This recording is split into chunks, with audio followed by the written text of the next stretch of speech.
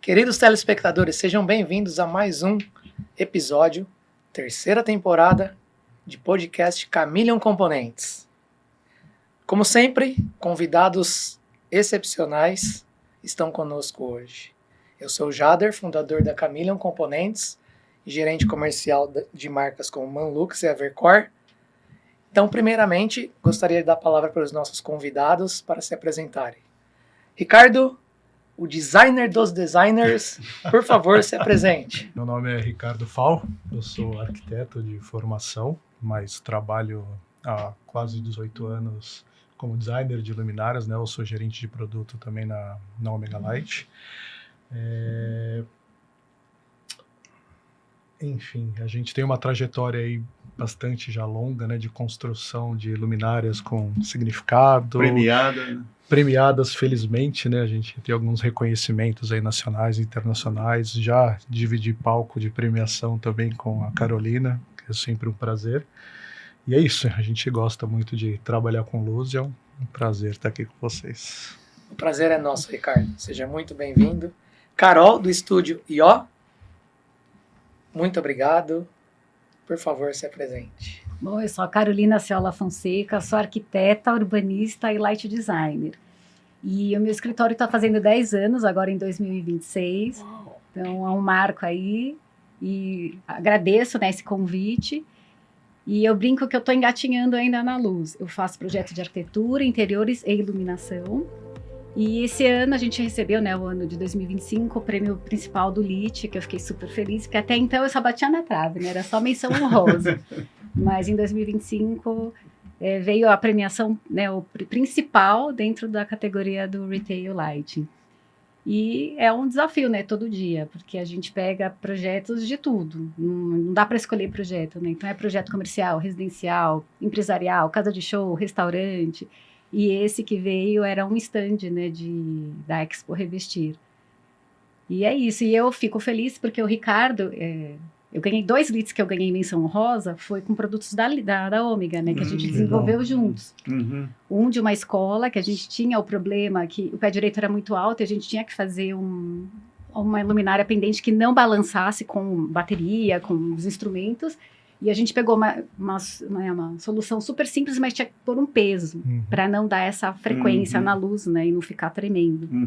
E o outro foi uma luminária que eu queria. Falei assim, eu quero uma luminária que seja infinita, que você olha, do Comics, né?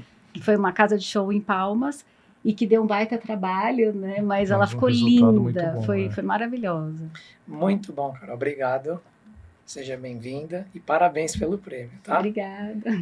E o nosso mestre, professor Vicente, dispensa comentários, mas por gentileza, se apresente aos nossos telespectadores. Vamos lá, Vicente Scopacasa, eu sou engenheiro eletrônico, trabalho desde que me formei, não faz tanto tempo assim, desde que eu me formei eu trabalho com componentes eletrônicos, mais precisamente os semicondutores, dos quais o LED faz parte dessa categoria. O LED é um componente eletrônico. E trabalho com LEDs desde 1978, então eu consegui pegar toda a evolução da tecnologia, inclusive quando surgiu o LED branco na década de 90, né, comercialmente no final da década de 90, então eu não sou oriundo do mercado de iluminação, eu sou do mercado de eletrônica, surfei no tsunami do LED e vim parar na praia da iluminação. Então, com isso, a gente estava até discutindo, né, sobre apelidos. Eu ganhei alguns apelidos também ao longo da minha trajetória, como o dinossauro do LED, como o Mickey do LED. Me falaram, se o mercado de LED fosse a Disneylândia, você seria o Mickey, né? E também aquelas alcunhas de... você é do tempo que o LED era preto e branco, né? Sabe como é que é? Então, mas a gente acha legal isso, né? Eu gostei do mercado de iluminação. Tive que aprender iluminação para poder introduzir a tecnologia do LED, né? Foi um desafio bastante grande, mas estou aqui honrado de fazer parte mais uma vez do podcast, ainda mais com pessoas que eu admiro, do mercado, o Ricardo, a Carol. Então, eu acredito que vai ser uma conversa muito interessante, muito proveitosa para todos, e principalmente para você que está aí nos acompanhando, né? Maravilha, mestre. Mas hoje ganhou um novo título, né? Hoje, qual foi? Que você gostou mais, mentor, nosso professor, sim, né? esse aí é bom até, mentor, Então tá certo. eu não sei, Além de um deve ser exímio bom. baterista, né? Sem contar essas outras coisas, né? Exato. O passado sórdido e tal, mas fora isso tá tudo certo. Tá certo, agradeço a todos pela apresentação. Então acho que é hora de começarmos. Qual que é o tema de hoje? A luz é o autor principal ou mero coadjuvante num projeto arquitetônico? Esse é o nosso tema. E a primeira pergunta vai para a nossa querida convidada Carol. Carol, um projeto a gente já sabe que é desafiador. E se você tem que fazer o projeto de iluminação depois que você recebe o projeto arquitetônico pronto ou antes? O que é melhor? Para mim, o cenário ideal é antes. Porque quando você tem um projeto que ele chega inteiro já pronto, de arquitetura, de interiores, a luz ela vai resolver. Só que quando você entra no comecinho, junto ali, você cria. E é essa a diferença, né? Então é melhor você criar do que resolver. Resolver funciona? Funciona. Mas, assim, o criar te dá um pouquinho mais de liberdade, né? Então eu acho que isso é bem bacana. Né? E até assim, a gente até brinca, né, que fala, poxa, resolve os dois? Resolve. A luz, ela pode ser a protagonista, né, quando ela começa antes, e quando você consegue, assim, junto com a arquitetura, o que eu vou ver? Vou ver, eu posso ver o pé direito, eu posso ver parede, eu posso ver volume, eu posso ver cor, eu posso ver todos os elementos da arquitetura. Então aí eu faço uma luz para criar impacto, e faço uma luz que ela esteja conectada com quem vai usar o espaço, Me né? permite até influenciar em mudanças da arquitetura? Pode acontecer? Sim, sempre, né? Você sempre tem que pensar que você vai ter reformas, vai ter ampliações, vai ter uma série de outras coisas acontecendo, porque um projeto, né, você vê hospital, você vê supermercado, você vê loja, de tempos em tempos ela tem uma renovação, a própria casa tem uma renovação, né? E a gente acaba usando isso. Então, a hora que você olha tudo isso, olha a marcenaria, poxa, onde eu vou aplicar a luz, onde eu não vou? Então, isso é bem interessante. Não que quando a luz, ela vai no papel de coadjuvante, ela não é importante, né? O que seria esse papel? Poxa, eu tenho um projeto que eu tenho que seguir normas e dar função. Importantíssimo. Só que ela não é o fator principal. Ela vai estar ali, ela vai resolver tudo, só que ela não vai dar aquele impacto de uau.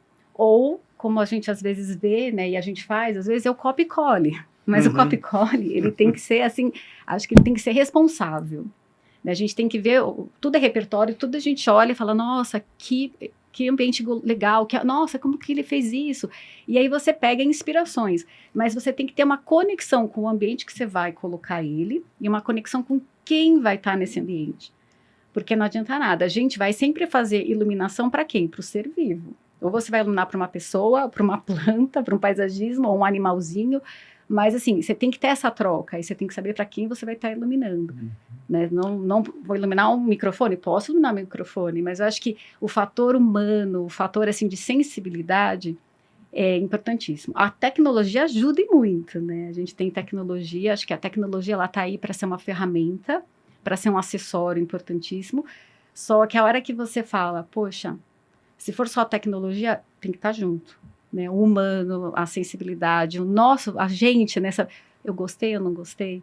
Você ter esse resultado, né? De quando você entra no ambiente, você fala, ótimo. E também, cada um é um. Eu já fiz projetos que o cliente chegou, tá muito escuro. E já fiz projetos que o cliente falou, não, tá com muita luz, e tira. Então, até você também fazer um projeto pro humano ali, você tem que entender muito como que é a relação dele com luz. E é muito bacana isso, porque quando eu começo um projeto, às vezes o cliente ele não sabe de luz. Igual eu, quando comecei a estudar luz, eu não tinha noção de luz. Eu entrava no ambiente e falava, mas isso está errado? Isso está certo? Isso é bonito? Isso é feio? E foi a Esther Stiller, numa aula do Daniel Feldman, lá no IPOG, que foi a primeira vez assim, que uma profissional de iluminação começou a mostrar um monte de fotos. Isso é belo, isso é feio. E eu, é isso que eu quero que alguém me fale o que é feio, o que é bonito, para eu saber, para eu ter um parâmetro, né? Então, hoje, assim, lógico, eu vou num ambiente, eu já olho a luz, eu já começo a perceber. E eu vejo que os meus clientes, ao longo, né, como eu faço arquitetura, interiores e iluminação, na maioria das vezes, no começo da obra ele é um, no final da obra ele é totalmente outro. Ele já aprendeu a luz e aí ele começa, às vezes, né, não, tá com muita luz, não, ó, aqui tá ofuscando. Aqui. Então, isso é legal, que você vê né, a evolução. Acho que essa parte é muito bacana, né? Então, a luz... Eu acho que é estranho pensar assim como a iluminação como disciplina complementar, né? Eu sempre imagino que ela tem que nascer, e acho que isso é bem visível em projetos, pode até dizer melhor, quando nasce a coisa toda junto, sabe? A arquitetura, eu acho que o arquiteto, quando ele projeta um espaço, ele já imagina que luz possa ter aquilo, ou que mensagem, ou que simbologia, enfim. E aí, lógico, pode ver uma visão especializada, né, de um profissional de luz, que dê voz àquilo, né, ou dê visão àquilo, né, que está querendo se transmitir. Então, esse conceito assim de ser protagonista ou coadjuvante, acho que é um pouco estranho, sabe? Porque eu acho que eles são indissociáveis, assim, pensar em arquitetura sem... acho que vale a intenção, né? Eu acho que é a intenção. Se você quer que a luz sobressaia, ou se você quer que a luz tenha função, realmente. A luz não vai aparecer aqui nesse projeto, ela tem que ter a função dela de iluminar, só que ela não vai aparecer. Ou você tem um projeto que você fala, não, a luz tem que sobressair. Aí acho que é muito da intenção também. Se eu colocar aqui a seguinte indagação, se não nasceu na cabeça do arquiteto o projeto de iluminação, talvez seria o não total conhecimento dele do que efetivamente é a iluminação, com a maior amplitude possível do que representa a luz? Eu já sou um pouco diferente de pensar. Né, a minha história, pergunta, a minha história de vida, tá? Vai afirmando porque... eu venho de construtora, onde eu tô acostumada a trabalhar com N disciplinas, né? E agora, assim, eu faço casa de shows, né? Algumas casas de shows. Então, você tem a disciplina de iluminação, você tem a disciplina de acústica, você tem várias disciplinas. O arquiteto, ele não tem como saber tudo. Entendi. Ele é cobrado a saber tudo. Mas quando você vai no médico, o médico tem especialista para cada disciplina. O arquiteto, ele é aí eu falo como arquiteta, não vou nem falar como light designer. Tá. Eu falo como arquiteta. Nós somos injustiçados por isso, porque a gente tem que saber tudo. Ah, por que você colocou esse piso? Ah, mas qual que é a calma, quando você vai no médico, tal, o cara sabe a bula inteira, decora? Sim. Não, calma, vamos pesquisar, vamos respirar, vamos ver. Então, acho que tudo, a gente tem que ir pelos dois lados, né? Perfeito. O arquiteto, se ele tem esse conhecimento que hoje está muito mais enraizado, você vê as feiras de iluminação, as feiras a própria Expo Revestir, né? As feiras de revestimento, elas estão muito mais hoje dando importância para a iluminação. Então, o próprio arquiteto, quando ele sai da faculdade, hoje ele sai com muito mais bagagem do que a gente, né? Me formei em 2001, eu tive uma aula de iluminação, era pontinho no meio dos ambientes. Né, quando eu fui fazer lá o IPOG, eu caí de paraquedas, não era o que eu queria fazer, mas eu tinha, né, eu estava na UAS, a UAS deixou de existir, ponta da Lava Jato, e aí eu falei, vou voltar a estudar, o que eu vou fazer da vida, né? E aí caiu o IPOG, assim, um dia eu entrei no computador, veio o IPOG, ia começar naquela semana. Então aí quando eu entrei para ver, eu falei, gente, o que é isso, né? É tudo isso? Só que hoje acho que tem muito mais informação, e as pessoas sabem que a iluminação, ou ela levanta ou ela cai. Haja visto até a gente, né? Você pode estar com a maquiagem mais linda do mundo. Você vê as artistas, né? Se tem uma iluminação boa, hoje quando eu vou fazer, né, uma foto, uma selfie, eu já fico assim procurando, calma, deixa eu ver qual é a melhor luz, né? E hoje todo mundo tem esse feeling que antigamente não tinha, né? Muito bom, para mim foi esclarecedora a sua resposta. Quando eu falo em coadjuvante, eu penso no seguinte, já deve ter acontecido com você isso. Você entra num projeto e a iluminação meio que fica para o final. Aí você faz o projeto e o dono da obra fala, acabou o dinheiro. Eu não tenho mais dinheiro para iluminação. Já aconteceu isso com você? Direto. Direto. Você tem que refazer e tentar ajustar no budget dele, né? Sim, já aconteceu até de cliente chegar e falar assim, eu vou comprar essa que é 1/5 do preço e eu paguei muito mais barato, eu sei que ela vai durar menos, mas mesmo eu trocando 3 vezes vai sair mais barato do que a que você indicou. Olha, então, já aconteceu isso, tá? Em função de todos os podcasts que eu participei, que eu aprendi demais, já visto de hoje, a iluminação, vamos lá, a gente está falando assim, não tenho dinheiro para iluminação, ou é coadjuvante, ou não é. Hoje eu concluo, com todo esse conhecimento que eu tenho, embasado nos fatos. Eu não estou falando de suposição. Uhum. Que a iluminação, concordo plenamente com o nosso querido designer aqui. Deveria, não no sentido pejorativo da palavra, ser algo muito relevante, porque ela é importantíssima para o visual, para o não visual, como a gente tem aprendido aqui nos podcasts, né? Iluminação integrativa, os efeitos visuais para a saúde. Sim. Então, é claro, o arquiteto vai ter que saber tudo, né? A gente está sem negócio com você. Mas eu acho que todos nós temos o papel de buscar essa excelência, sim, né? Da disseminação com o tempo. Isso por isso é que às vezes tem clientes, quando você pega um cliente residencial, muitas vezes ele não tem o orçamento de ter todas as disciplinas. Quando a gente vai para um comercial, vai para uma casa de shows, aí já sabe, que você vai ter 7 projetistas lá. Assim, então, o projetista estrutural, o projetista de acústica, perfeito, o de exaustão, o de ar-condicionado, o, né, de cozinha. Então, você tem uma gama de profissionais.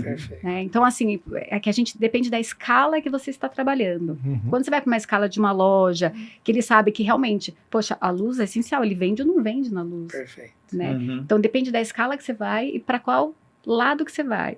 Para uma residência, se é uma residência maior, uma residência de 500, 600 metros quadrados, tem-se vários projetistas, um para cada disciplina. Mas quando a gente fala que, né, a maioria dos projetos, você está lá em 160, 80 metros quadrados, 200 metros quadrados, dificilmente você vai ter essa todo, né?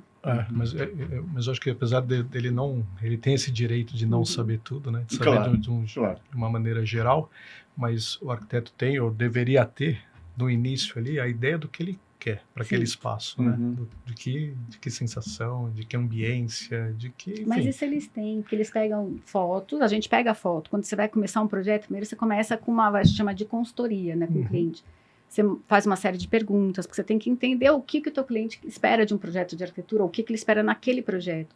Então, você monta, né, normalmente isso não todos, cada um tem seu jeito de trabalhar, mas a maioria faz isso. Você pega várias fotos de ambientes e você vai mostrando. Então, o cliente vai te falando, ó, isso eu gosto, isso eu não gosto, isso eu gosto. Então, ele já tem mais ou menos isso, tá? É que, às vezes, ele faz o render, né? Às vezes, muitas vezes, quando eu faço só iluminação, já chegou para mim um render que você olha, o render tá lindo, super iluminado, mas você fala, tá, mas como que chegou nisso, né?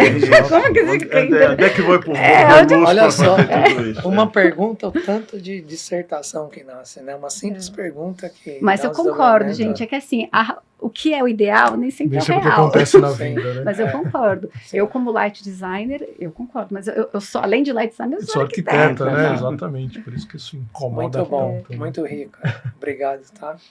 Contribuição para mim esclareceu muito, enriqueceu. Ricardo, nosso premiado designer, do ponto de vista de design, né? A gente coloca a tecnologia antiga, convencional, e o LED. O que o LED trouxe de contribuição para quando você vai pensar em um projeto de design? Eu acho que ali na escala da luminária, né, que no fundo faz parte ali de todo o projeto arquitetônico, eu acho que a grande mudança da tecnologia convencional pro LED foi que a luminária, na minha visão, ela deixou de ser um porta-lâmpada, né? Ela não é mais, ela não está limitada a condicionar ali a fonte de luz e mecanicamente, oticamente, resolver todos os problemas, né? Eu vejo que muitas vezes a luz ou a luminária, ela passa a ser objeto mesmo, né? Ela se integra à arquitetura, ela pode cumprir outras funções.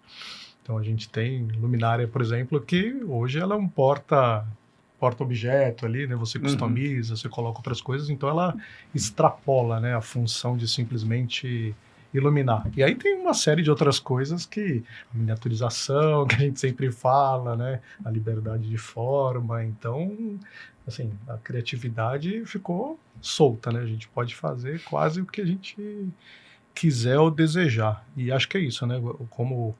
E o comportamento desse objeto, quando está iluminado ou não, né? Ele pode ter uma característica mais escultórica, vamos dizer assim, né? Ou arquitetural, ou simplesmente ser um aparelho mesmo de iluminação que tem que cumprir uma função técnica e mais objetiva, vamos dizer assim. Mas acho que é isso, né? Deixa de ser um porta-lâmpada, né? Um porta-fonte de luz e vira, de fato, um objeto, né? E você pensa também, não só na parte de design visual, na qualidade em si da fonte de luz, o designer hoje tem que olhar para isso também? Tem que olhar porque, no fundo... A flexibilidade do LED, tudo aquilo. Exato, no fundo ele tem que cumprir a função para que ele é predeterminado ali, né? Ele tem que iluminar. Eu digo que daí ele pode extrapolar essa função. Mas a qualidade de luz, a eficiência, elas são premissas, né? Elas são objetivos que eles precisam ser cumpridos objetivamente ali, independente do projeto, né? Muitas vezes balizado por custo e tudo mais, mas acho que esse é o negócio. Todas essas características mais técnicas, eu acho que elas são premissas, assim, né? Elas precisam ter ali, né? A gente, para cumprir um programa, ou enfim, arquitetônico de maneira decente, tem que ter visão, né? Como a gente costuma falar, lembra? Tem que estar o olho no peixe, outro no gato, né? Não, agora não. Além do peixe, o gato, o cunhado, que ele pode querer roubar o peixe. Então, você tem que olhar tudo, né? E isso faz, para o projetista, isso faz... eu lembro que, quando eu trabalhava com eletrônica, fazer projeto era simples. Você escolhia o que tinha de melhor e, né? Hoje em dia já não é só isso, né? Porque o lado comercial é muito importante também. Não adianta nada se fazer um projeto padrão NASA, que você só vai vender para a NASA, certo? Não vai vender para mais ninguém, certo? Então, eu imagino que a gente tem essas conversas de vez em quando, né? Olha, eu quero fazer isso aqui, será que dá? Vamos ver, né? Não dá, porque precisa... em termos de design dá, mas precisa ver funcionalidade, se dá, às vezes não dá, né? Exato. Então tem que... É um trabalho meio complexo mesmo. Tá certo. Será que eu consigo contribuir? Será que é válido eu falar de um produto que vai na direção da qualidade da cor? Então tá, então vamos lá, vamos fazer esse gancho. Uma lâmina, por favor, pessoal. Tá, então aproveito para apresentar a nossa marca, né, na qual eu sou responsável pelo Brasil, a Evercore. A Evercore, ela tem mais de 2 décadas no mercado, então é uma curva de aprendizado muito grande. Ela é pioneira na Ásia na fabricação e desenvolvimento de COBs. Né, quando a gente fala de qualidade de luz e uma orientação ao que a gente chama de Human-Centric Lighting, esse é um produto muito interessante, né? Agregando o que foi tudo foi dito aqui sobre o design, vamos entrar um pouquinho na qualidade da luz. O parâmetro, obviamente, à direita é o CR90 e à esquerda é o Full Spectrum, né? À esquerda, nós temos o Full Spectrum e a energia da luz nas diversas frequências, né? Do azul até o vermelho. Então, quando você pega uma fonte de luz ali do azul, esse acho que é 4000 Kelvin, que tem pouca energia no azul, né? Isso aí é bom para noite, né? Aí, desculpa. É bom para noite, perfeito. E aí você passa pelo verde e aí mais um fator que pode ser um grande agregador para as aplicações de iluminação ali no vermelho. A quantidade de energia do vermelho é muito favorável para a experiência do usuário ser mais positiva, né? E um LED desse tem o índice de fidelidade acima de 97. E quando você compara com aquilo que a gente entende que hoje é bom e está mudando, né, através da TM30, o CR90, você percebe que o azul tem um vale muito grande, né? E o vermelho não tem uma energia tão boa quanto uma fonte de luz full spectrum. Tá? Isso é visto... Por favor, o próximo slide. Isso é visto muito, né, na nova forma de medir a qualidade da luz no TM30. Quando você coloca ali aquele círculo central, a TM30 fala, eu vou pegar 99 amostras da fonte de luz. Então, divide numa pizza com fatias número muito maiores do que o CRI faz, né, que são apenas 8. Então, você tem condições de qualificar melhor aquela fonte de luz, né? E naquele círculo, não dá para ver com bastante clareza, mas tem um círculo preto e um círculo meio avermelhado. O preto é a referência e o vermelho é a fonte de luz que está sendo comparada. Então você vê que o Full Spectrum tem capacidade de preencher praticamente todas as lacunas daquilo que é considerado como ideal, né? À esquerda embaixo é um de 3.000 kelvins, por exemplo. Você vê que a energia do azul é bem pequena, ele vai subindo, chegando à energia do vermelho é bastante intensa. E aquilo que eu comentei, se você traçar uma linha reta, meio que um perímetro ali, ele é praticamente idem a fontes de luz como a incandescente, a própria halógena, né? E o LED convencional, mesmo sendo CR90, ele não tem esse acompanhamento, tá? E aí você trabalha bem o vermelho, né? Aquilo que a gente chama de RCSH1, próximo de 0%. Você trabalha bem o RG, o RF, o equilíbrio das duas variáveis para trazer naturalidade ao ambiente. Então isso daí pode ser um grande agregador também quando se pensa em aplicação atrelado ao design da luminária, tá? Algum comentário por aqui a respeito? Tem? Vou fazer uma parte aqui. Claro. A gente teve a feliz surpresa, né, Vicente, de pode voltar. Não, desculpa, pode manter. Perdão. Pode, vai lá. De experimentar essa tecnologia. Eu acho que o que é bacana é a gente ver os dados todos ali, né? Pô, tipo, consegue comprovar tecnicamente que a coisa é boa. Mas o legal é quando a gente tem a percepção, né? Quando a gente vai lá e experimenta essa luz e vê, né? Que simplesmente ela é melhor, assim, é mais agradável, é mais natural, o quanto aquele ambiente, aquele produto, a coisa toda ali se valoriza, né? E quando a gente tem referências ainda, né? A gente ficou testando uns vermelhos lá, né, umas camisetas e tal, o quanto aquilo você vai desgostando de outras coisas, né? De outras fontes de luz, assim. Acho que é isso, é mais do que o dado ali. O dado, ele embasa toda, né? Tem um embasamento técnico, né? Porque quando eu analiso e projeto esse tipo de coisa, eu observando os gráficos, eu consigo dizer se essa luz é boa ou não. Né? Eu não preciso olhar. Mesmo porque a minha visão também já não está lá essas coisas para fazer comparação, porque, né, com a idade, o cristalino amarela e a gente perde o RGB aqui do olho, né? Nós temos um RGB no olho. Acho que é a primeira e única vez, mas eu vou ter que te corrigir, Vicente, porque a gente fez as medições e o Vicente acertou os RCHS1 não, então, mas cravados, isso. Assim. Esse aqui vai dar -6. Medir só pro forma, assim, porque cravou todas as... Vocês não sabem, o Vicente instalou um espectrômetro no cérebro dele. Vocês até amarrou ele lá no o olho dele não é mais um lá. olho, é um sensor de captação de luz. Todos os projetos, a gente porque se eu vou avaliar pelo IRC, não tem nada disso. Exato. IRC, maior que isso, maior que 90, e não quer dizer nada. Pode ser bom, pode não ser bom, né? E aqui não. Aqui a gente consegue avaliar tecnicamente todos os detalhes e falar, essa luz é boa. Pode montar a amostra, pode... Eu já tive essa experiência com várias pessoas, não só com relação a esse produto, mas outros produtos, né? Eu lembro uma vez, quando eu estava no Kelvin Lab, lá com a Mônica Lobo e o Flávio Berman, Vicente, projeta aí uma luz assim, eu quero isso. Aí fiz lá, né? Liguei, fiz o protótipo antes, medi, falei, essa luz é boa, né? Essa luz é boa mesmo. Mas eu olhava a luz e para mim tudo bem, né? Aí eu fui mostrar para eles. Fizemos uma reunião, liguei, nossa, pareciam crianças, sabe? Assim, mas olha que maciez. É isso. Aí aprendi que a luz é macia. Olha, mas olha como, olha que legal, ela não sei o quê. Os adjetivos não técnicos, os adjetivos artísticos vão falar da luz, né? Coisa que... A percepção, né? A percepção.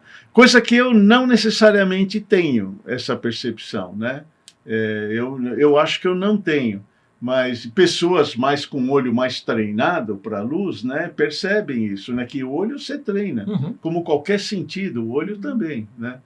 Então, usando a por isso que eu insisto, todo lugar que eu vou, que eu falo da TM30, pessoal, vocês precisam aprender TM30.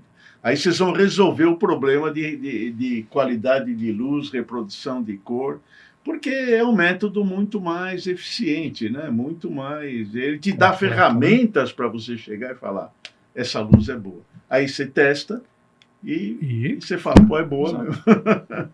Isso aí. Maravilhoso. Muito bom. Carol, para você mais uma vez, projeto desafiador, o número 1 para você.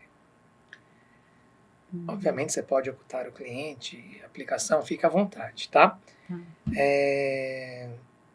Qual foi a solução mágica e como você superou essas barreiras e atingiu o objetivo do projeto? Tá, eu vou falar um que eu fiz só a iluminação. E o Vicente participou um pouquinho dele. O ano passado eu fiz um projeto de iluminação do stand da Trisoft para Expo Revestir. E foi assim, super desafiador, porque eles me contrataram faltando menos de 30 dias para abrir a feira.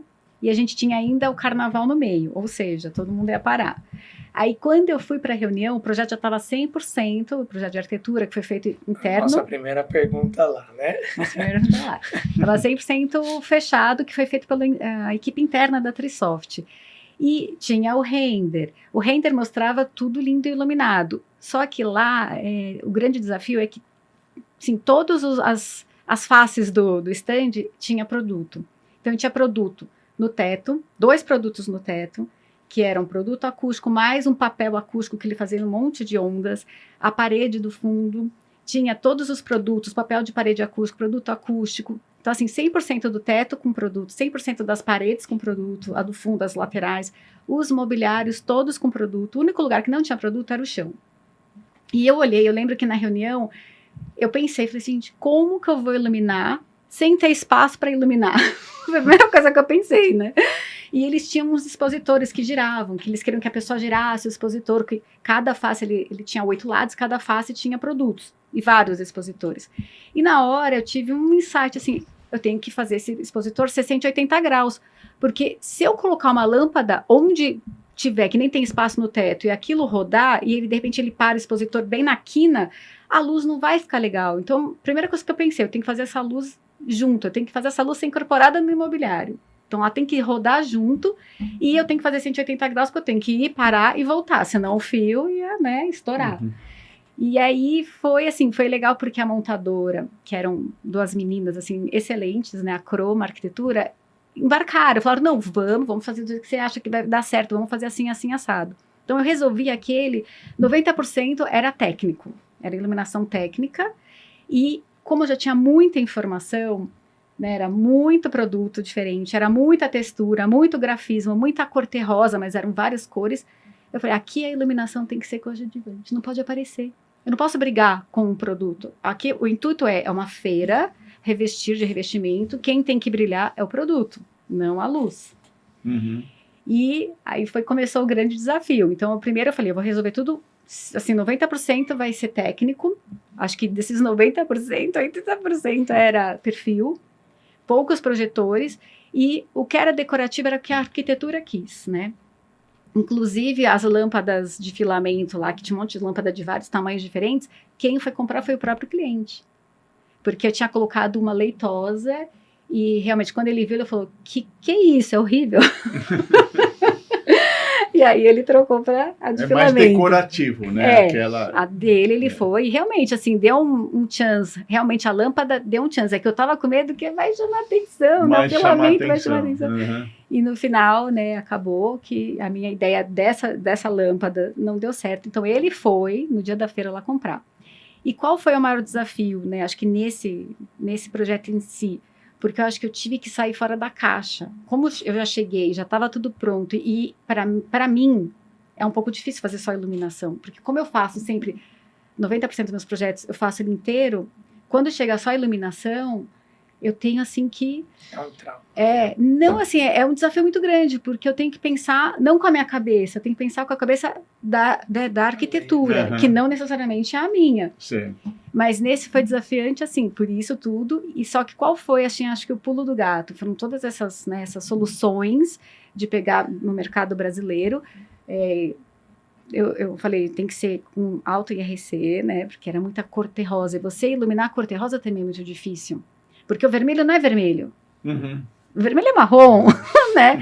Então você fala, como que eu vou iluminar isso para deixar essas cores terrosas mais, né, visuais, mais chamativas? E a gente sabe que essa feira, os arquitetos, eles são a gente é tudo digital, a gente põe o dedo em tudo, a gente passa a mão. Você vai numa feira, você não vê um arquiteto não posto na mão, no revestimento, na parede, em tudo, a gente pega.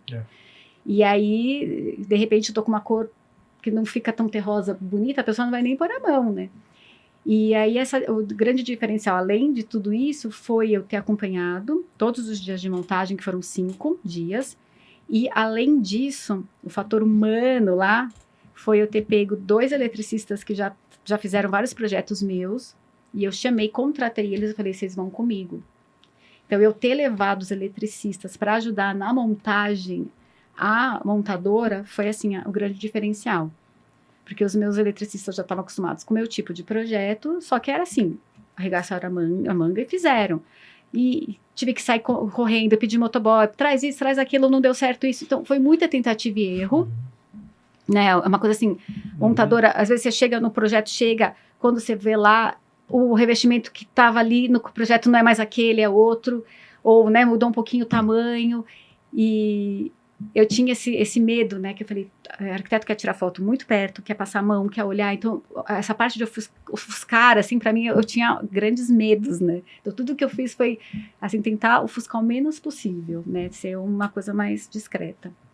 E esse foi um grande desafio. Tive algumas, assim, percepção, né, que a gente fala muito, que às vezes aquilo, para nós também, quando você começa a ver todo dia uma coisa, você acostuma com aquela. Quando você não vê todo dia, não adianta nem a pessoa falar, isso é bom.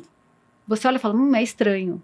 Então, eu tive essa sensação um pouco do cliente, quando terminou a montagem da feira, antes de abrir a feira, a percepção dele não era das mais positivas para a iluminação do stand.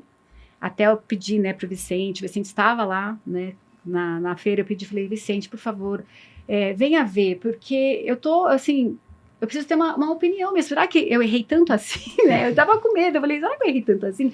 Porque às vezes você acha que tá bom, mas não tá, né, e aí entra muito essa percepção do cliente. O Vicente foi, viu, né, fez até um vídeo, que eu tenho um vídeo testemunho dele, que eu acho que nisso eu tenho que falar, eu acho que eu sou uma das poucas brasileiras light designers que tem um vídeo do Vicente analisando o projeto. Pô, então eu vou manda um pix aí. Eu falei assim, só por isso, eu acho que valeu todo, né, esse estressinho que eu tive. Mas, lógico, o acompanhamento, fazer tudo, no final, foi um stand super visitado, foi um stand que foi super movimentado nas redes sociais, e eu ganhei o lead com ele. Legal. Então, assim, por que eu conto isso? Eu fui com o meu espectrofotômetro, lá que eu não estava com... Eu fui com o espectro... A primeira coisa que eu avalio num projeto desses é a cor de pele. Né? Primeira coisa, né? E quando eu cheguei no stand, o stand estava muito bem iluminado, né? Muita luz, feira. Né? Tem que destacar, né, os produtos, mas primeira coisa, eu olhei e observei várias pessoas, né, vários tons de pele, né, e falei, não, tá bom, tá reproduzindo, se está reproduzindo bem o tom de pele, isso para nós tem uma resposta emocional muito forte. Eu li muito artigo sobre isso, fiz uma pesquisa no LED Forum em 2024, você participou? Participei. Você também não? Sim. Eu participei de 2 pesquisas. Uma foi numa loja, no Brooklyn. Muitos anos atrás, só 10 anos atrás. Aquela outra. Você participou daquela também?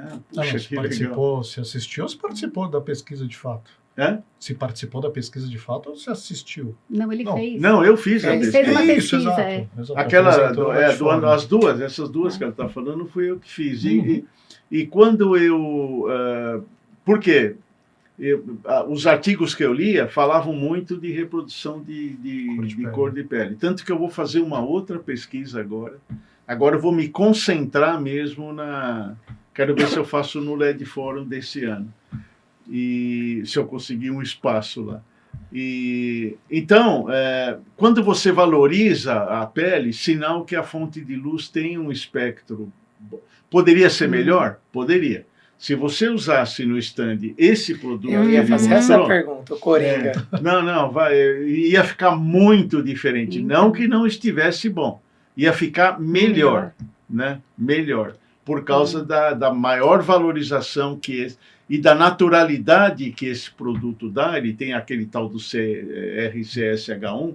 Quando ele é 0, ele é o sol do meio-dia, ele é a lâmpada incandescente, em termos de naturalidade de cor, né? Uma coisa é fidelidade, o IRC mede fidelidade, e a TM30 mede fidelidade com RF, mede naturalidade com RG. A hora que você junta os dois, aí você fala, essa fonte de luz é boa, essa fonte de luz é legal. Então, o projeto foi muito bem feito, realmente, né? Tanto você ganhou o prêmio, né? Ganhei o prêmio principal, que eu até falei, gente, então, eu até chorei. Dispensa comentário. Né? Que vale o resultado. Não, dispensa comentário. Não iria ganhar o prêmio se o projeto não tivesse bom, né? E eu acho que foi muito legal, porque assim, eu tive pouquíssimo tempo e eu tinha algumas outras, assim, uns desafios. O teto. O teto, ele tinha um papel, que era um papel acústico. Os materiais, os produtos são muito interessantes, né, de acústica, da Trisoft. E ele fazia um monte de ondas. E eu falava, como que eu vou iluminar isso? Porque aí mas eu quero então o perfil. Qual é o perfil que vocês vão grudar esse papel? Como é que vai ser fixado esse papel no teto? Porque o projeto não tinha, eles não fizeram todo o detalhamento. Quando eles me trouxeram, era um perfilzinho assim que sobrava. Era um perfil em I, que vinha uma presilha, que ficava embaixo, e pendurava o papel. E o que sobrava em cima era 4 milímetros. Aí eu, tem que achar uma fita de 4 milímetros. Comecei a correr, fui atrás de todo mundo, ligando para todo mundo. E várias pessoas já entrando de carnaval. E eu desesperada até que achei, né, uma fabricante que tinha no Brasil. E falei, nossa, vamos fazer o teste, né? Mandei, né, a empresa comprou, a Trisoft comprou, mandou lá na fábrica, aí eles testaram. Deu certo, ou então é esse, pro teto tá resolvido, né? Porque tinha que ser uma coisa muito mínima. E lá atrás, um ano atrás, não tinha isso. Agora tem, o mercado já começou, mas essa não tinha. Era a única empresa que tinha, era essa que a gente acabou comprando. E na parede, idem, porque na parede eu usei maior, porque também tinha um monte de esculturas que eles faziam. E aí eu lembrei muito das aulas do Daniel Feldman, né? Que o Daniel Feldman, né, foi um grande professor meu, né? Sim, lógico. Aprendi muito com ele. E ele sempre falava, a gente também não... O que você quer iluminar? O que você não quer iluminar? Porque se você ilumina tudo igual, nada chama atenção. E aí esse negócio eu falei, eu tenho que fazer esse negócio do destaque, de loja, né, de joalheria, eu vou tentar replicar na parede, mas como que eu vou fazer? Primeiro que eu não tenho teto, né, para iluminar, então tem que ser na parede. Então eu comecei a brincar, então horas eu ia por dentro, a fita LED ia, parava, vinha, parava. Então os eletricistas queriam, assim, me matar na obra, né. Falaram assim, meu Deus do céu, porque atrás, quando você olhava atrás o stand, assim, era coisa assim de louco mesmo, porque eu fiz 500 mil pedacinhos para dar realmente esse efeito, tanto na parede quanto no teto. No teto também era assim, tinha horas que era por dentro, tinha horas que era por fora, por dentro e por fora, para dar esse impacto. Foi no mínimo ali, no detalhe. Foi no detalhe. E hoje, esse ano, né, eles fizeram, não fiz o projeto esse ano, né, da Trisoft, mas o stand estava bem assim, parecido com o do ano passado, tinha algumas coisas diferentes, né, da iluminação, mas muita coisa eles realmente, assim, replicaram, porque aquilo, né, acho que quando você começa depois a olhar e ver, saiu da estranheza, começa a ser, né? É o repertório. Com o paladar treinado. Não, às vezes te dá esse choque inicial, né? Porque você, sei lá, você viu, com o tempo, às vezes... Vai ficando mais natural. Fica mais natural. Você vê que realmente é bom. Né? Às vezes a inovação traz uma certa estranheza, às vezes, inicial. E depois... É o diferente, tempo, né? E esse ano, acho que vale a pena, até vocês, né? Vocês todos, a Expo Revestir, ela cada vez mais, os estandes de arquitetura estão investindo em iluminação, né? Então, esse ano, há uns 3 anos, 4 anos atrás, era aquela iluminação, assim, que você fala, meu Deus, né? Horrorosa, né? De stand mesmo, né? De stand. Ficava pro final. 8 lá e jogava jogava luz. Há umas que você não consegue nem ver o nome, porque eles colocam, né, virada ainda pro nome, você não vê, só vê a mancha. E hoje, assim, você vai no Expo Revestir, só de andar nos stands já é uma coisa assim que você fala, nossa, olha que lindo. Então, esse ano eu fiquei mais tempo, né, assim, olhando mais a iluminação dos stands do que os produtos. Né? Textura, cor, material. Né? Carol, se você me pergunta, eu tive um projeto que eu fui premiada. Eu ia falar assim para você. Talvez foi um projeto que nasceu com a arquitetura. E não foi, né? A lógica nos faz dizer isso. Então, isso mostra quanto foi desafiador mesmo. Foi. E eu ia fazer essa pergunta porque eu fiz o gancho com o Full Spectrum. Então, um projeto pronto, né, com diversas cores diferentes. Eu não sei falar nos termos arquitetônicos. Os terrosos, né? não, vamos terrosos para outono. Então, entendemos então que uma fonte de luz com full espectro se torna um coringa, vamos pensar assim. Sim. Porque independente da cor que ele está Sim. iluminando, né? Até porque, assim, a gente sabe que às vezes muitas coisas mudam também, né? Numa loja, numa vitrine, você não vai ter sempre o mesmo item, o mesmo produto ali. Tá. Então, você dando essa vantagem para um comércio, para uma loja, para o que for, eu acho que é sensacional. Ok, muito bom. Esse é o objetivo. Muito legal. E o Ricardo, especialista em, né, a Ômega, especialista em varejo, melhor do que ninguém para falar isso. Exato. Esse é um dos desafios, né? A gente poder, com uma naturalidade boa, reproduzir as coisas. Não, até convencer você o pensa cliente. numa galeria de arte. Olha só, numa galeria de arte que você tem, né? De 3 em 3 meses eles trocam todo o acervo. Então, assim, você tem vários lugares Muito que bom. você pode colocar que realmente vão fazer toda a diferença de quem é apreciador, né? De uma boa visão, né? De uma boa iluminação. Maravilha. Ricardo, vamos deixar de lado todas as características. O Ricardo tá dando risada. É pergunta fácil, Ricardo. É difícil é o Vicente que faz. Eu só faço pergunta fácil. Deixando características como fluxo, eficácia, qualidade de luz no projeto de iluminação de lado, esquecendo essas características. Conte-nos um pouco sobre sua visão da contribuição do design da luminária, obviamente pensando na solução do projeto, né? Integrado na arquitetura, integrado né? Como na é que o design se integra na arquitetura, né? Acho que é isso. Por isso que deixou Esquece de lado. o resto. Exato. O resto, como a gente falou um pouco antes, é premissa, né? A gente precisa cumprir essas funções, assim. E acho que tem algumas abordagens aí. Primeiro, não vai ser só porta-lâmpada, isso eu já sei. Exato. Primeiro, acho que um pouco do que a Carolina falou até é que ela escolheu a luminária, na verdade a luz que ela queria, e a luminária é aspecto secundário muitas das vezes, né? Principalmente quando ela tem que cumprir uma função técnica, talvez o maior atributo ali de design que ela possa ter é não aparecer ou não se sobrepor a qualquer coisa, né? Então aí é uma abordagem assim, talvez um pouco mais técnica, quando o design, a função dele talvez seja até sumir. A outra é algo que a gente acredita muito lá e eu pessoalmente gosto, a gente gosta muito de significado, de contar história, de entender como o design pode ser elemento de diálogo, de mensagem, né? Ou ele pode representar algumas coisas que a gente acredita. Então, lá a gente sempre tenta fazer com que as luminárias, especialmente as que precisam aparecer mais ou têm uma característica um pouco mais decorativa, elas tragam ali uma história, né? Muitas vezes a gente trata de sustentabilidade, por exemplo, quando está passando ali.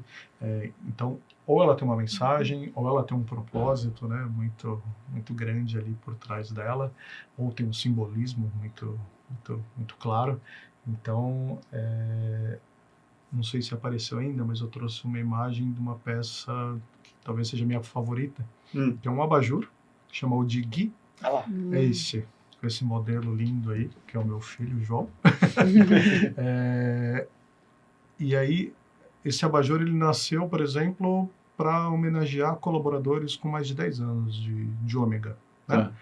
E ele tinha muito a questão de trazer a vocação ali metalúrgica, né, da indústria, né? Apesar de hoje a gente trabalhar muito no âmbito eletrônico. Mais eletrônico. Uhum. A nossa vocação, a nossa origem é metalúrgica. Né? Ali a cúpula muito simples, uma base muito simples, era quase a sinergia ali entre colaborador e empresa.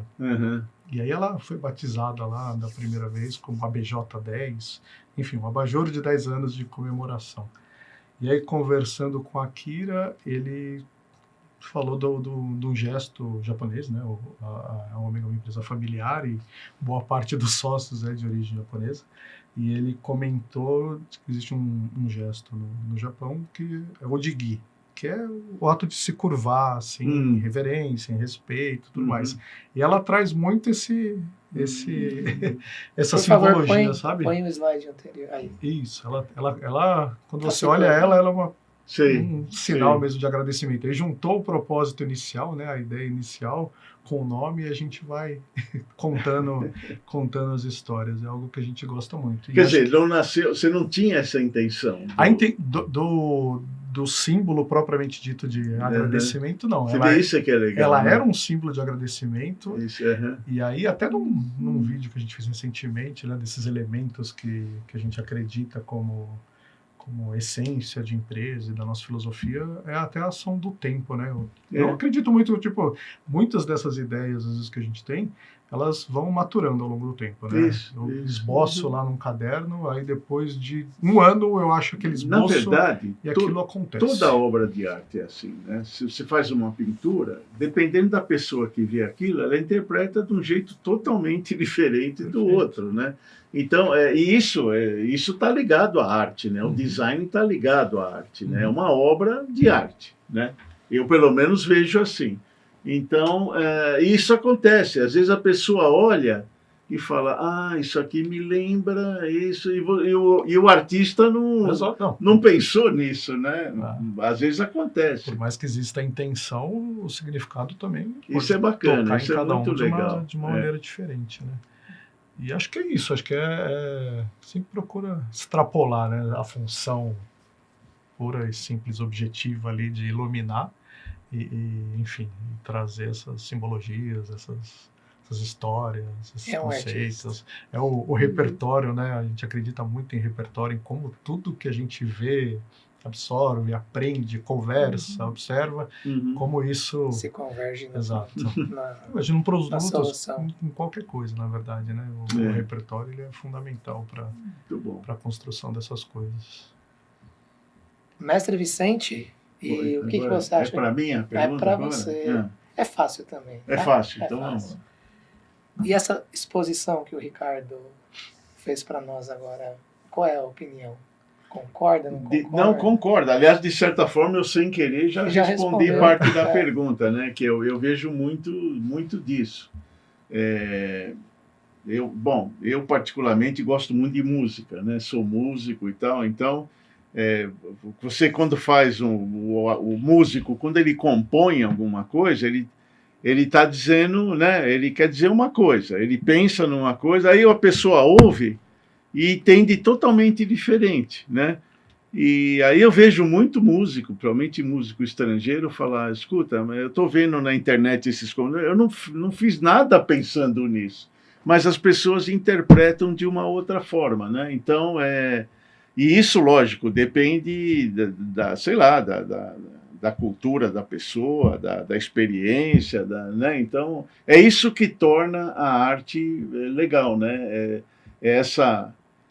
Vamos dizer, essa interpretação totalmente diferente, né? As pessoas olham, isso tem a ver com o tempo também. Sim. Né? Eu me lembro que, eu acompanhei, por exemplo, Beatles, eu acompanhei desde o primeiro disco e a gente ia esperando sair os discos dos Beatles, né, para ver o que vinha. Aí eles lançaram em 67 o tal do Sgt. Pepper's, Lonely Heart Club Band, né? Pô, passei, fui na loja, novinho, né? Tinha acabado, depois ouvi, falei, nossa senhora, que é isso? Aí mudaram totalmente do que eles vinham fazendo, né?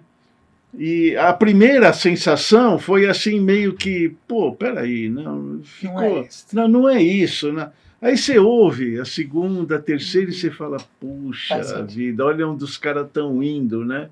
Olha que diferença que... E tem a ver, né? Isso aí tem muito a ver com o tempo também, porque às vezes a primeira impressão não é boa. Por algum motivo não é boa, mas depois você vê direito e começa a analisar e fala, faz sentido, e né? Sempre então é uma questão de bom ou ruim, né? Você ali naquele momento era uma coisa, claro. Se você ouvir hoje, tem gente que ouve isso hoje e fala que eu não gosto. Tudo bem, né? Né? Ainda bem que a gente é diferente, né?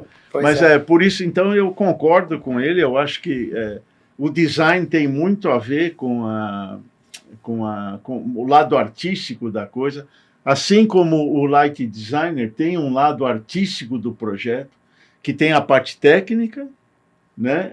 Tem que, né, estudar e fazer, não é chegar lá e falar, vou pôr luz aqui, vou pôr luz lá, né? Não, tem uma técnica, mas não é só técnica, tem muito o lado artístico da coisa, né? Coisa que nós, engenheiros, a gente tem uma certa limitação quanto ao lado artístico, né? Por questões óbvias. E o que eu tento fazer, na verdade, é exatamente isso, é criar uma ponte entre a ciência e esse lado artístico, né? Técnico-artístico do projetista. Quer dizer, essa ponte eu acho legal, porque quando esse cara aqui, o técnico-artístico, conhece mais ciência, isso vai incorporar muito mais para ele. Quer dizer, isso vai dar um plus no projeto dele, né? Na compreensão e tudo mais. Então, quando eu falo de cor, que lá vem esse cara falar da TM30 de novo, não, tem que aprender, porque é importante, é ciência isso. E a hora que você aprende isso e vai usar isso no projeto, dá um diferencial. Né? Assim que eu vejo, pelo menos. Né? Muito bom. Alguém mais um comentário? Eu queria fazer só um comentário. Só faltou um item na lista que você falou agora. A tentativa e erro também. Porque não é só conhecimento e não é só criatividade. Eu acho que a gente também, às vezes você tem que pôr em execução, né? O trabalho manual, você tem que executar. E às vezes não sai certo. Então, onde a gente ajusta? Vamos ajustando rota, né? Uhum. Acho que ajustar a rota para quem projeta... não adianta. Por mais que fale, o ideal é você fazer um projeto sem revisão, um projeto sem... Não, o processo não existe. orgânico, O processo, ele né? vai e volta, é tentativa e erro às vezes, né? Muitas vezes é do erro que nasce uma boa ideia, é do erro que nasce um projeto que fala, uau! Então, às vezes, está dando errado, não desiste, vai, que uma hora vai dar certo. Né? Não erra quem não tenta, né? Legal, faz sentido. As nossas melhores qualidades emergem na dificuldade, na pancada, né? Na pressão, no erro. E também de perguntar, né? Porque é uma das coisas que eu faço, né? Eu ligo para o Vicente, eu ligo para... Quando eu tenho dúvida, eu ligo para todo mundo. Lógico. Né? Eu preciso tu tem que fazer isso aqui, não estou conseguindo. Acho que a gente tá aí num mercado, né? Que tem muitas pessoas excelentes e pessoas que se doam, pessoas que sabem dividir o conhecimento. Então, a gente tem que aproveitar também, né? E não ter vergonha, eu não tenho. Não, mas você sabe que eu deparo com isso, né? Tem gente que quer aprender, né? Mas tem muita gente também que fala, escuta, não, tudo bem, sabe? Não, tá bom assim, estou na minha zona de conforto, estou aqui, tá, obrigado, sabe? Mas a gente vê muito disso também, gente que quer aprender e gente que não necessariamente quer aprender, sabe? Não vem... Minha avó falava, não me inventa hora, né? Porque o pessoal de Minas fala muito assim, né? Não me inventa com nada de hora novo, né? Eu quero ficar do jeito que eu estou. Então, mas é isso que diferencia, né? Os profissionais e as pessoas, né? Claro. Ia ser muito chato se todo mundo fosse igual, né? Ia ser muito chato viver. E pegando esse gancho, eu fiz uma coisa hoje que ninguém percebeu. Que até para falar isso, que quando a gente não vê, quando a gente nunca viu, a gente não sabe que é aquilo. Então, às vezes, você pode estar passando na frente de uma Ferrari, você não vê, você não vai saber que aquilo é uma Ferrari. Hoje eu vim com um brinco de cada modelo, ninguém percebeu. Agora que eu falei, vocês vão ficar vendo, vão ver que eu tô com um brinco de cada modelo. Então é isso, né? Assim, às vezes está na nossa frente aquilo, você olha e não vê. Só que a partir do momento que teu olho foi para aquilo, você só vê aquilo. Isso é e verdade. na iluminação é isso. Quando você vê que tem, como diz a Esther Stiller, modelo a viga. Você pode estar com 99% lindo do projeto, mas você vai olhar aquela viga mordida com a luz. Então, é muito isso. Então, às vezes, é a gente observar, né? E observar é difícil. É que também, olha, você pegou pesado agora. Se mas, tivesse uma mulher aqui, ela teria notado. É o que eu iria Não é verdade? falar Se agora. tivesse uma mulher aqui, ela teria notado. É totalmente Você sabe diferente. que homem, não, a gente tem uma coisa que a gente não faz, é reparar nas coisas. Verdade ou mentira? É verdade, nos detalhes. A mulher chega em casa, né, pintou um pouquinho o cabelo, que para nós é quase imperceptível. Exatamente. Ela faz assim o cabelo perto de você para receber um elogio. Você, tá com piolho aí? Então você fala tudo, menos que pintar o cabelo. Aí põe a mão assim com a unha pintada em cima. Fala, oi, vamos ver. É isso aí. Mas é uma brincadeira. Mas Mas é que legal, é o dia a dia, tá certo, né? tá É o dia a dia, que realmente a gente Muito às bom. vezes A gente tem olha que e não vê. olha, é verdade. Bom, muito bom. Eu acho que esse era o nosso planejamento para o podcast. Se não tiverem mais nenhum comentário, a gente encerra por aqui. Né? Iniciamos as nossas gratitudes para despedida para o pessoal. Então eu inicio aqui. Telespectadores, muito obrigado pela participação de vocês, né? Espero que tenha sido muito valiosa, de muito aprendizado a vocês. E passo a palavra para Carol também aproveitar o momento para se despedir. Eu agradeço, né? Acho que foi uma conversa super legal, bacana. Eu estava com medo, né? Eu confesso que eu estava com medo, Vicente, né? O que ele vai me perguntar? Socorro, né? Trouxe até um monte de cola, né? Graças a Deus, ele Mas foi que a gente pulou as perguntas. A gente achou melhor, ia ser muito indelicado. Agradeço. E agradeço, né, assim, esse convite, agradeço estar aqui com o Ricardo, que o Ricardo já foi parceiro, né, em vários projetos do Estúdio Yoga. Eu não sabia disso. Quando eu uni os dois, né, eu falei, vou colocar o Ricardo eu não sabia dessa... 2 projetos do LIT, a School, né? School of legal. Rock, Você vê, deu até certo, tá vendo? Sim. Não sabia mesmo. E esse é um trabalho muito legal, assim, do light designer próximo da indústria, né? Essa mistura que a gente faz muita peça customizada, né? A gente procura atender sempre a Ômega tem essa pegada, né? De fazer muita coisa customizada. E precisa, para imprimir a característica que ela pensou no projeto, desenvolver algo único, e aí a gente sempre corre atrás. Né? Então, é muito legal. Legal. Obrigado, Carol. Ricardo, por gentileza, a palavra é sua. Só agradecer, muito legal, muito rico, né? Sempre bater um papo, professor Vicente, Carolina, Jader, e vamos em frente. Vamos ver mais sobre nós. Outros virão, né?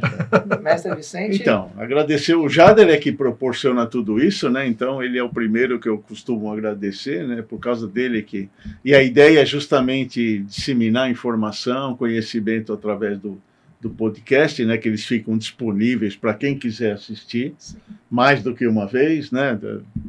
E agradecer vocês dois por terem aceitado o convite, foi muito bom estar com vocês aqui, conversando, e agradecer quem está lá, né, vendo a gente, né? O objetivo principal é atingi-lo. É claro, esperamos que tenha sido proveitoso. Então, obrigado a todos. Uma finalização pessoal minha, que esse podcast ele foi ainda mais especial, porque nós temos aqui a Carol, a figura do lighting designer, arquitetura, o Ricardo, que é a indústria, né? Eu, pessoalmente, que sou da parte dos componentes, o mestre Vicente, que tem um peso educacional muito forte, né? Que ajuda a fazer essa integração, dá cursos. Então, aqui tem um ecossistema, que esse é o objetivo, que se trabalhar integrado, a gente eleva Eleva a barra, né? Eleva a barra, né? Não, que é o objetivo. Se quer ser de primeiro mundo, você tem que elevar a barra. Então, é a primeira temporada de podcast que a gente reúne os quatro pontos principais. Então, acho que fica muito mais emocionante para quem está vendo, né? Então, ao público, gratidão imensa. Então, ficamos para a próxima. Com dancinha ou sem dancinha? Com dancinha, já deu. Cama, Camila. Por essa eu não esperava. Gratidão, pessoal. Até a próxima.